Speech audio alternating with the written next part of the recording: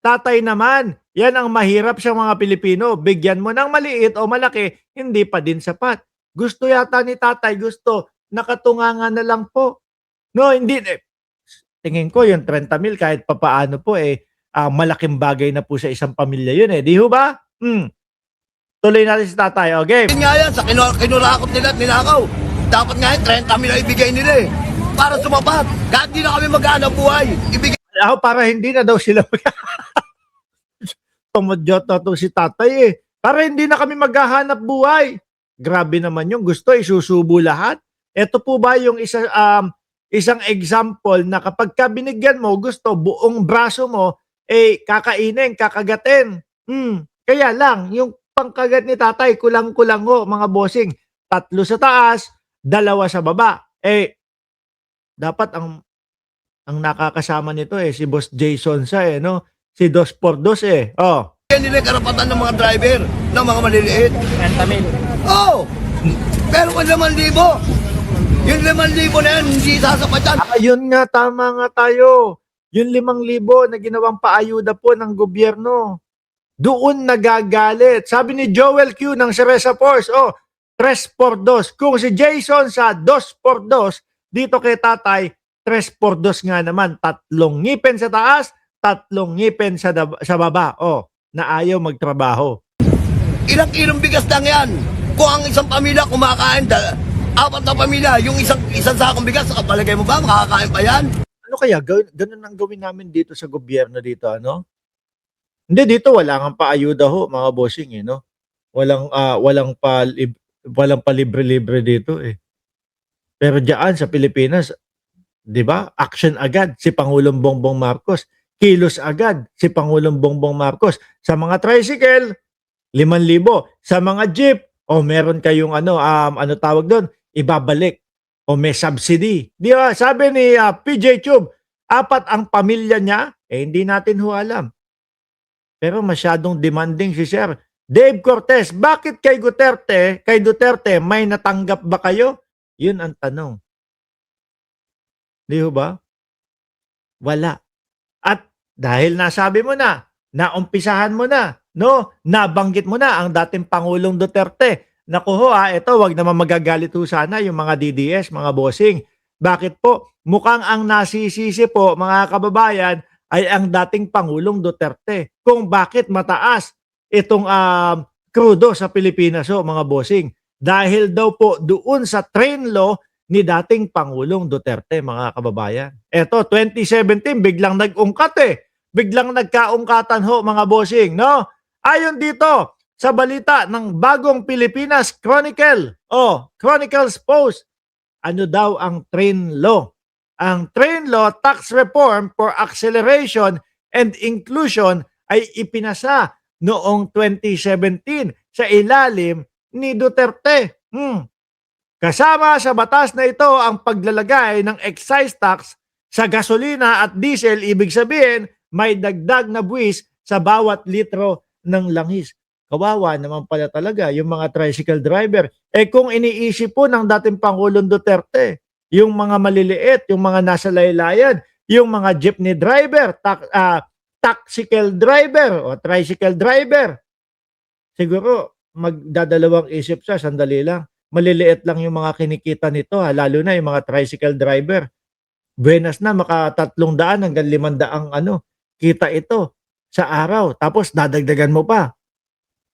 Ang resulta daw ho, nung train law ni dating Pangulong Duterte, kahit walang ibang factor, may built-in na dagdag presyo na agad ang fuel dahil sa buwis na ito. Oo nga naman. No, paano pa? Kada litro kung magkano man ang idadagdag dyan, pag naipon po, like example, kapag ka ikaw nagpagasolina, 200, 300, sample lang ho, mga kababayan. 50 kunyari, yung gasolina. Tapos 2 pesos kada litro ang idadagdag, di 52. No? Yung 300 mo, 6 na litro, di 12 pesos ang dadagdag na pabigat ho, mga bossing. Dapat din kasi, mga kababayan, iniisip no? Hindi yung basta-basta tirada ka na lang ng tirada. Eto dapat buwisan ito. Eto dapat buwisan ito. Lalo na po yung mga pangunahin na pangangailangan kagaya niyan.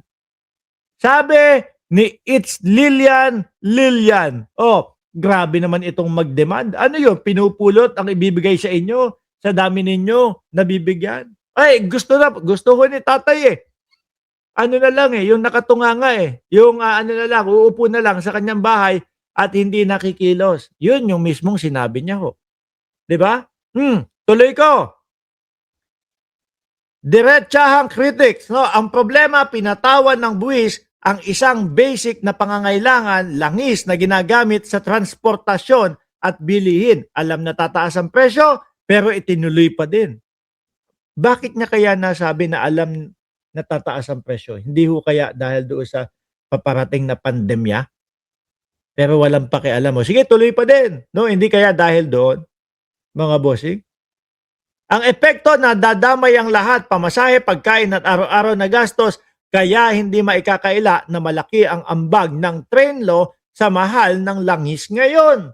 Tatay, kung DDS ka man, naku, eto oh, mukhang si dating Pangulong Duterte ang nasisisi kung bakit mataas ang langis, kung bakit mataas ang krudo. O eto daw po yung napakasimpleng analogy para diyan. Isipin mo, no? Sabi niya, may paghahambing pa.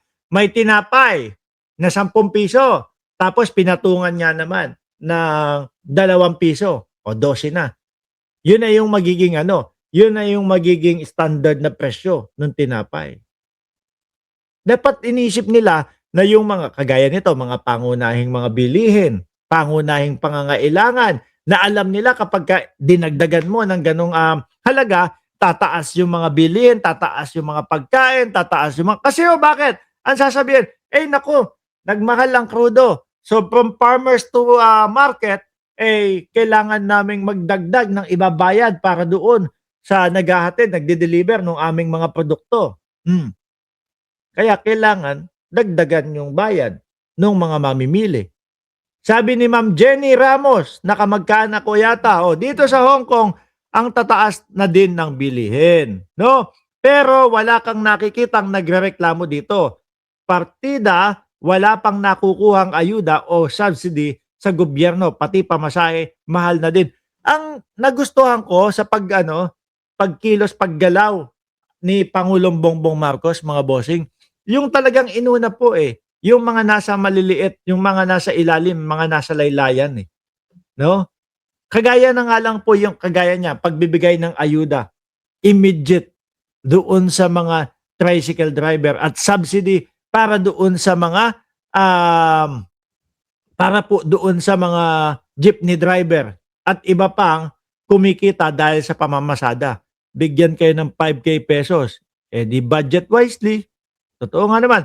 Prof. Mark, di alam yan at ayaw intindihin, lalo na ang kulto ng mga Duterte. Pasensya na po. No? Kailangan ipaintindiho natin sa kanila.